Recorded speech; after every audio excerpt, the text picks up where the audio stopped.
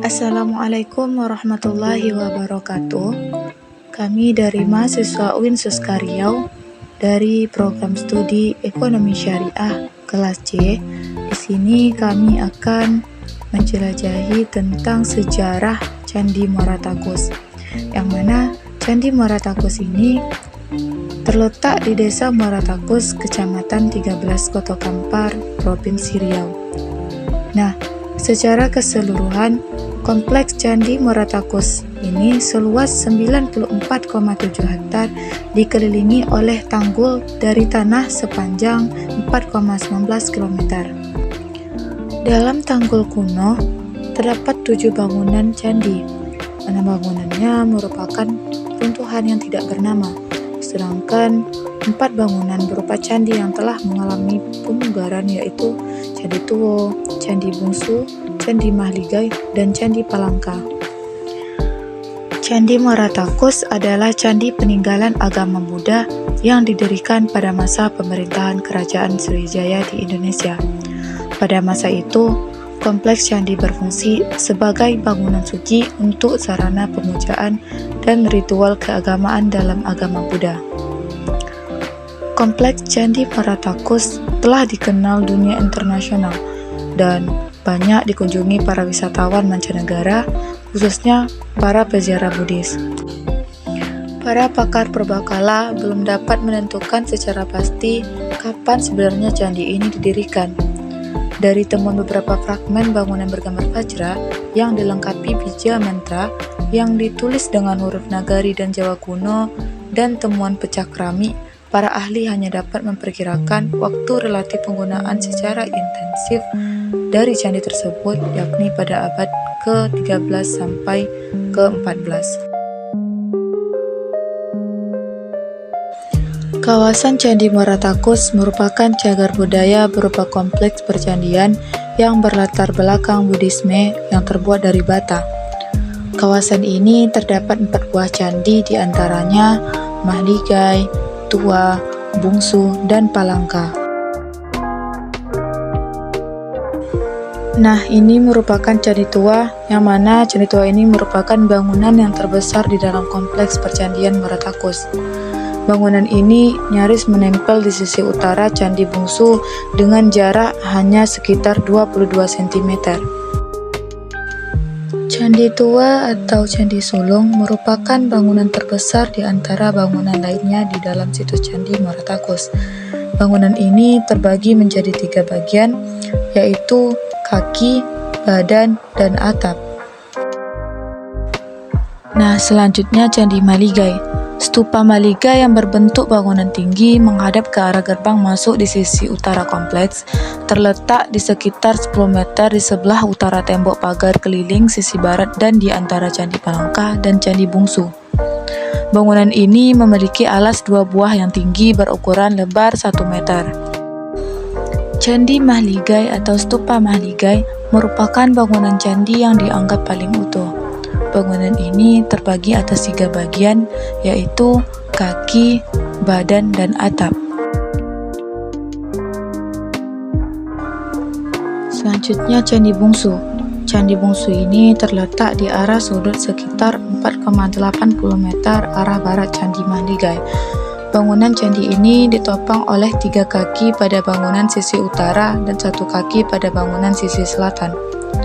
Bangunan di atas kaki-kaki ini dibagi menjadi 2 bangunan berdasarkan jenis bahan yang digunakan, yaitu bangunan berbahan bata dan bangunan berbahan batu pasir. Candi Bungsu bentuknya tidak jauh beda dengan Candi Sulung, hanya saja pada bagian atasnya berbentuk segi 4 dan ia berdiri di sebelah barat Candi Mahligai dengan ukuran 13,20 x 16,20 meter. Selain itu, di sebelah timur terdapat stupa-stupa kecil serta terdapat juga sebuah tangga yang terbuat dari batu putih. Selanjutnya Candi Palangka. Candi Palangka ini merupakan bangunan kaki tanpa badan atas, terletak sekitar 4 meter di timur Candi Mahligai. Seluruh bangunan ini dibuat dari bata, berbentuk bujur sangkar dengan tambahan sayap tangga naik berukuran 2,28 meter. Bangunan Candi Palangka ini terletak di sisi timur stupa Maligai dengan ukuran tubuh candi 5,10 meter kali 5,7 meter dengan tinggi sekitar 2 meter. Candi ini terbuat dari batu bata dan memiliki pintu masuk yang menghadap ke arah utara. Nah, Candi Palangka ini pada masa lampau diduga digunakan sebagai latar. Untuk mengetahui lebih lanjut tentang sejarah Candi Muara Takus, di sini kami telah mewawancarai salah satu sejarawan dari Candi Muara Takus.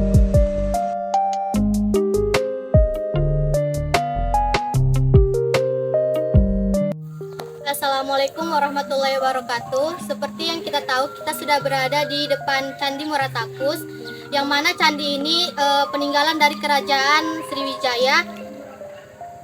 Selain itu, untuk mengetahui lebih lanjut sejarah dari Candi Muara Takus ini, sekarang kita sudah bersama Bapak Zulkifli yang merupakan salah satu sejarawan dari Candi Muara Takus ini. Assalamualaikum Pak. Kan kami dari mahasiswa Universitas Riau, di sini kami mau menanya tentang sejarah awal berdirinya Candi Muara. Jadi Candi Muara Takus ini secara penelitian secara akademis ditemukan pada tahun 1860, yaitu seorang arkeolog Belanda yang bernama Cornet de Groot. Jadi Cornet de Groot mengadakan penelitian di Muara Takus pada tahun 1860. Kata dia ekspedisi, namanya ekspedisi dia itu mengadakan perjalanan dari Pangkalan Koto Baru. Itu catatan dia tuh mengatakan dari Pangkalan Koto Baru menuju belokan Sungai Kampar kanan. Di situ Cornet de Groot menemukan struktur bangunan Buddha, yaitu 7 buah. 7 buah katanya, 7 buah struktur bangunan Buddhis katanya di belokan Sungai Kampar. Jadi belokan Sungai Kampar itu ini maksudnya itu ada pohon besar, itu ada belokan sungai, namanya Sungai Kampar kanan. Di situ ditemukan struktur bangunan Buddha 7 buah katanya. Jadi sekarang hanya kita menemukan 4 bangunan. Itu yang paling besar namanya Candi Tua. Setelah itu ada namanya Candi Maligai Stupa yang paling tinggi. Yang di samping itu ada Candi Bungsu dan Candi Palangka. Jadi kalau 7 di dalam kompleks Candi Muara Takus yang ada 130 meter itu masih ada candi yang masih ada ini yang di dalam ini masih bisa digali gitu ya Pak? Jadi kemarin kita mengadakan ekskavasi penggalian di arah timur 100 meter dari pusat candi. Kita menemukan struktur bangunan baru, bangunan candi yang ditemukan baru dengan kedalaman penggalian 3 meter. Jadi bermakna di dasar yang kita injak tanah ini ada 3 meter tanah dasar Candi Muara Takus. Jadi di situ ditemukan struktur bangunan yang disebut namanya Candi Wajra. Karena disebut Wajra, ditemukanlah Wajranya di situ. Wajra itu adalah sebuah artefak. Artefak itu terbuat dari perunggu yang disebut Wajra, Ganesha, Dewi Tara, itu ditemukan di situ. Jadi kalau Ganesha itu adalah Hindu. Kalau yang namanya Wajra atau Trisula itu adalah Buddha. Jadi kalau kita tinjau struktur bangunan candi itu ada 2 buah jenis bangunan, yaitu Hindu dan Buddha. Namanya Lingga dan Yoni, bapak dengan ibu. Itu artinya. Jadi yang namanya Lingga laki, Yoni perempuan. Jadi itu namanya Hindu. Jadi semua barang tersebut dibawa ke Jogja. Ke Jogja, yaitu namanya di Batan, Balai Penelitian Negara di Jogja. Hasil lab Candi Muara Takus artefak ya, mengatakan tahun Muara Takus tahun 700 Masehi. Jadi Muara Takus orang mengaitkan dengan Sriwijaya karena ada catatan Utsing di Sriwijaya tuh. Utsing itu 671 mengatakan belajar agama di Sriwijaya. Jadi kita masa peradabannya kita temukan ada yang namanya peradaban tahun 700 Masehi. Jadi menyambung ke Sriwijaya. Jadi orang menganggap Muara Takus adalah sekolah Sriwijaya. Itu sekilas tentang sejarah Muara Takus. Terus ini candinya terbuat dari apa, Pak? Jadi di Sumatera itu bahan utama candi daerah Nusantara atau yang disebut Sriwijaya, bahannya terbuat dua jenis bahan, yaitu namanya tuff dan dengan bata merah. Beda kalau di Kerajaan Majapahit atau di Jawa, di situ bahannya endesit. Yang pertanyaannya kenapa harus pakai bata? Nah, itu yang pertanyaan. Karena kepercayaan Buddha, Hindu-Buddha ada 4, namanya tanah, api, air, udara. Jadi di dalam bata itu yang disakralkan adalah api, air, udara, dan tanah. Di bata itu tidak ada. Nah itu, jadi kenapa harus bata? Itu karena keyakinan kalau kita di Islam mazhabnya.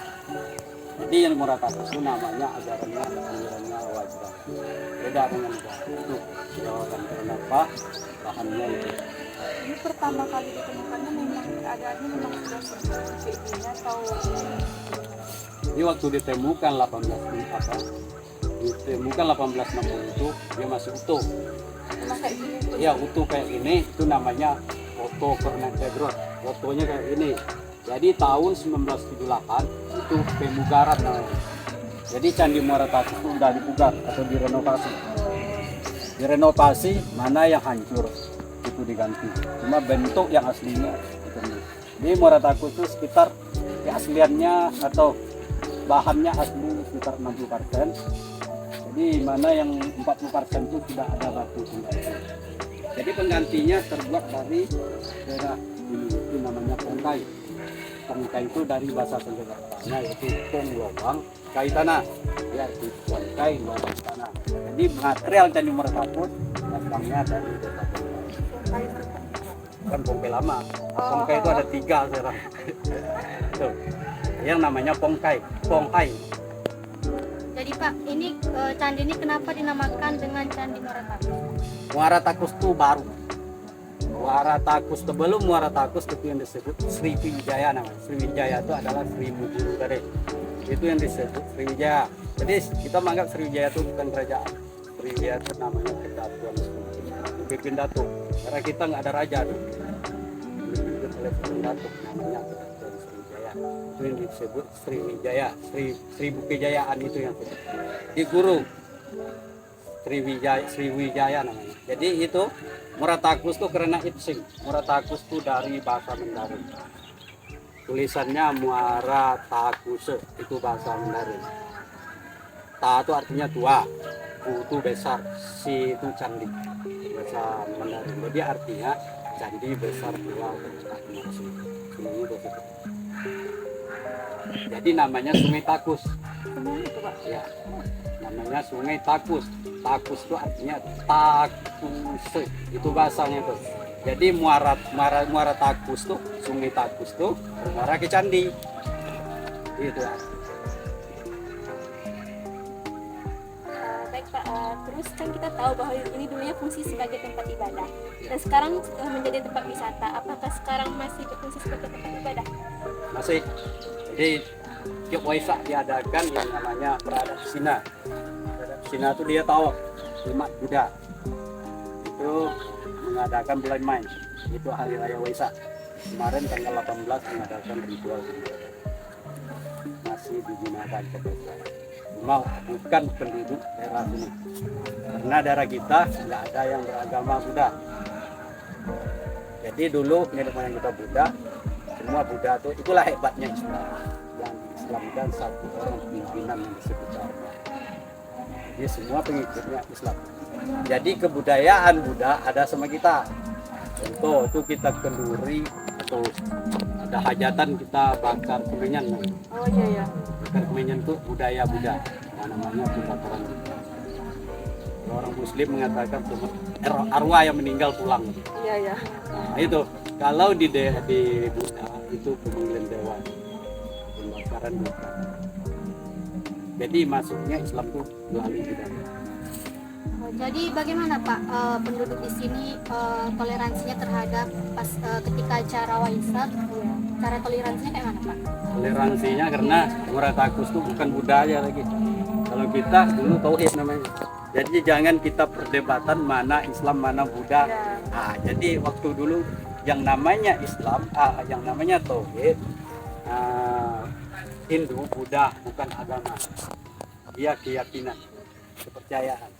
Setelah itu barulah jadi Buddha, Hindu, kita yang namanya tauhid. Ya Pak, mungkin cukup itu aja Pak. Terima kasih nih atas informasinya, banyak yang kami dapat dari sini. Terima kasih ya Pak. Ya, sama.